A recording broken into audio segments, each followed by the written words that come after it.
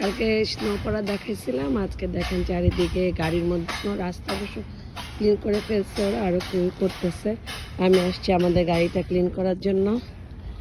মানে গাড়ি যদি এখন সাথে সাথে ক্লিন না করি তারপর দেখা যাবে স্নোগুলো একদম শক্ত হয়ে জানলার মধ্যে আটকায় গেছে। গ্লাসগুলা পরিষ্কার করে আসছি শলার ঝাড়ু, দেখি সব ঝাড়ু দিয়ে ক্লিন করবো। এই যে শলার ঝাড়ু সবচাইতে উপকারী জিনিস, এখানে অনেক কিছু দেয় গাড়ি ক্লিন করে, কিন্তু আমি ফাইনালি দেখলাম শলার ঝাড়ু দিয়ে গাড়ি ক্লিন করাটা বেশি বেশি বেশি ইজি, নতুন একটা জিনিস। বাবারে বাবা, গাড়ি ক্লিন করতে জন্য হাঁপাই গেছে। এই যে মোটামুটি ক্লিন হয়েছে, কিন্তু কিছু কিছু শক্ত হয়ে গেছে আইস। শক্ত আইসগুলি গাড়ি যখন স্টার্ট দিবে তখন হিটে গলে গলে যাবে।